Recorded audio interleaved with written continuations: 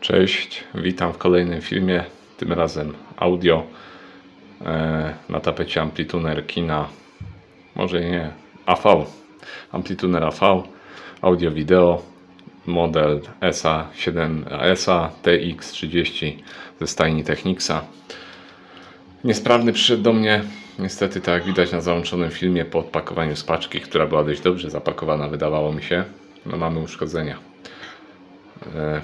No niestety pękł panel tu, pękła wewnętrzna szybka, również mamy pęknięcie tej części panelu, jak i tutaj ramki, także no byłoby fajnie, gdyby tego nie było. Także na pewne uszkodzenia niestety nie ma rady. Jak kurier rzuci paczką albo spadnie ona z wysokości, to nawet dobrze zapakowana paczka nic nie pomoże. Tak mówię, sprzęt taki przyszedł, niestety uległ awarii. To był dobry strzał, musiał być mocny strzał, że pękła ramka wewnętrzna. Zdjęcia wysłałem do właściciela, przykro mi, ale no na to wpływu nie mam. Zajmujemy się dalej. Jak objawia się usterka? Dźwięki mam różne za oknem. Usterka objawia się tak, że maksymalne mamy wychylenie viewmetrów na maksimum. Maksymalne wychylenie na maksimum, masło maślane, ale wychylenie na maksimum. I zero reakcji. Nie przełącza się przekaźnik głośnikowy, nie ma żadnej innej reakcji. No i tak prezentuje się wnętrze wzmacniacza. Niestety, ale widzę, że płyta również pękła. Płyta główna również pękła. Mam nadzieję, że to tylko tutaj jest pole masowe i to są masy. Trzeba będzie to połatać. Kurczę, no. Mocne uderzenie. Widzę panel tylny też chyba dostał, bo odkształciło delikatnie. Odkształciło nam terminale głośnikowe. No więc spróbuję pójść na łatwiznę i podglądam sobie na kamerze termowizyjnej, czy na standby nam się coś grzeje. No i grzeje nam się. Grzeje nam się tu jeden tranzystor, 63 stopnie. Asystenta poproszę, żeby włączył zasilanie. Asystencie, włącz zasilanie. Tutaj przyciskiem, tak. No i patrzymy, czy nam się coś tutaj nagrzewa po włączeniu zasilania. Na razie wszystko wygląda, że jest ok, ale tutaj no coś nam płonie. Zobaczcie, jak idzie temperatura. 80, już 100, ponad 100 stopni, więc tranzystor to jest jeden, który się mocno nagrzewa, jak i drugi. Nic poza tym, tak naprawdę nic poza tym. Końcówki się na hybrydach się nie grzeją. Tu mamy mocne nagrzewanie tranzystora.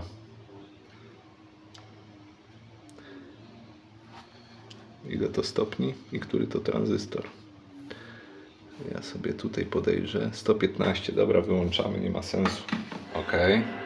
Okazało się, że element, który się grzeje, to nie tranzystor, a stabilizator 78L05, czyli 5V stabilizator. Ja zobaczyłem, na jego wyjściu mamy 2V, więc nie wiem, czy to jest taki duży spadek napięcia, czyli tak duży jest pobór tej linii, na tej linii, którą on zasila, czy on jest uszkodzony. Teraz sobie go wylutuję i sprawdzę, jaka jest rezystancja linii plus 5V. Ok, mierzę sobie rezystancję linii plus 5V. No jak widać mega ohmy, więc wydaje mi się, że po prostu uszkodzeniu uległ ten regulator. Podmienię go i zobaczymy. Cóż, trop z tym stabilizatorem okazał się błędny. Podmieniłem stabilizator, ale mimo to nadal jest duży spadek napięcia, czyli jest przeciążenie na linii. Coś potem się włącza, pomimo że linia nie ma zwarcia do masy, to coś się włącza po załączeniu standby'owego napięcia. Przeciąża nam ten regulator, a okazało się, że nie mam napięcia na drugim regulatorze. To jest 79L05, czyli regulator minus 5V. Do niego nie dochodzi napięcie minus tam 14V, które jest stabilizowane. Więc lecimy dalej. Grzał się ten tranzystor. Tu mamy stabilizatory na tranzystorach, czyli stabilizatory zasilania minus 14 czy tam minus 15 i plus 15V. Trzeba się będzie przyjrzeć bliżej nim, bo coś tu boli. Boli zasilacz. Także no, chyba płytę trzeba demontować całość. Także trochę pracy będzie. Trzeba to rozkręcić całość, zdemontować płytę i zobaczyć, co tam od środka. Być może tutaj również są pęknięte luty, to też może być przyczyna tego. No i odkręciłem płytę główną.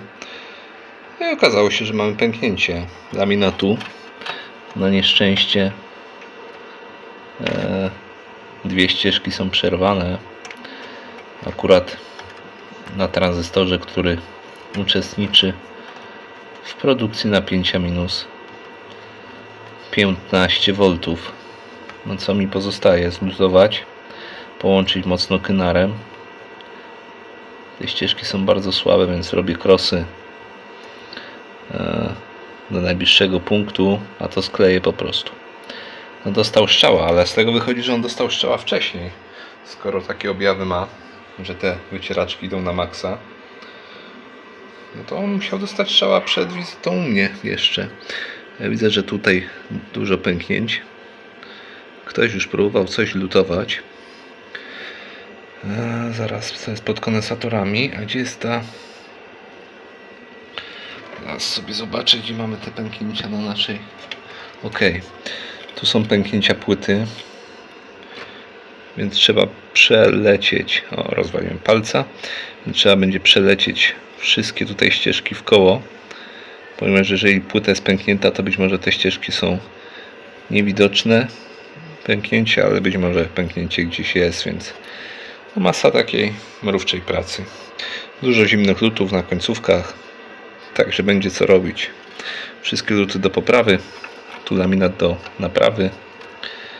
Nie wiem, jak to zrobię jeszcze. Wypada coś podkleić.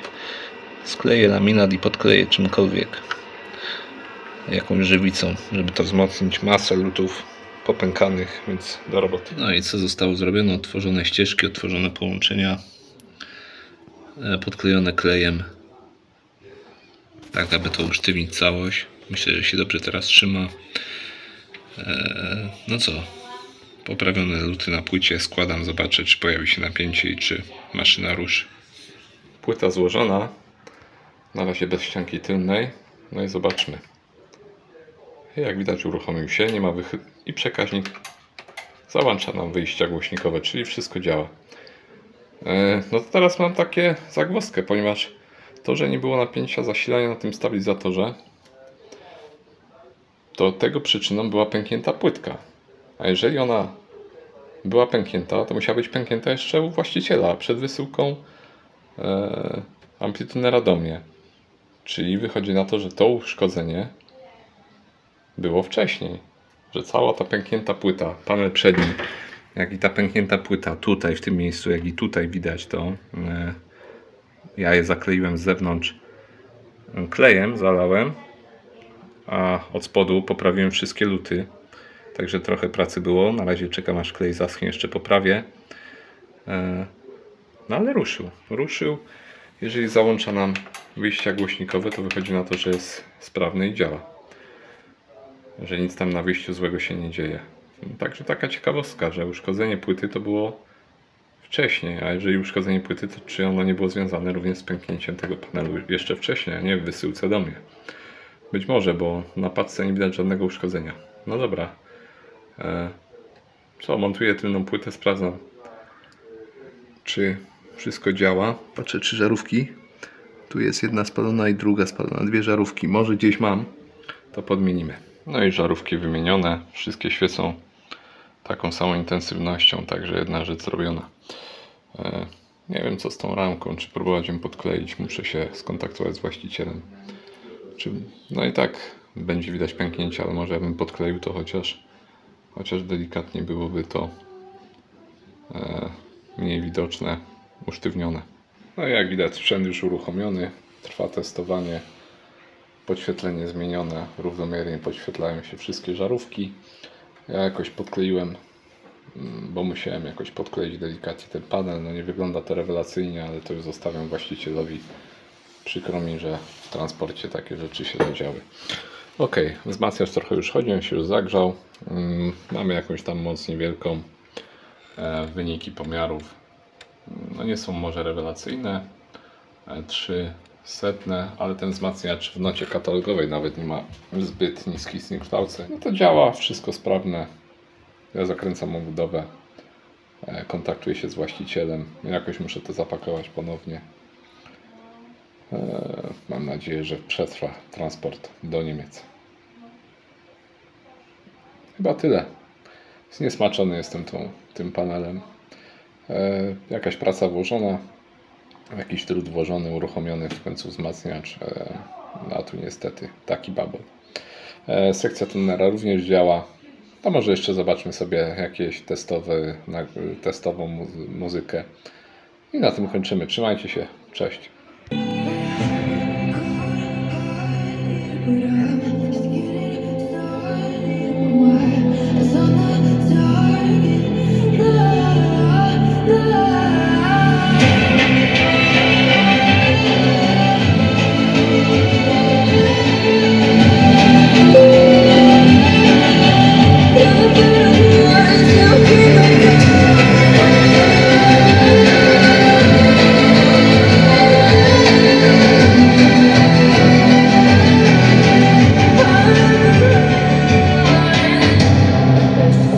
Give me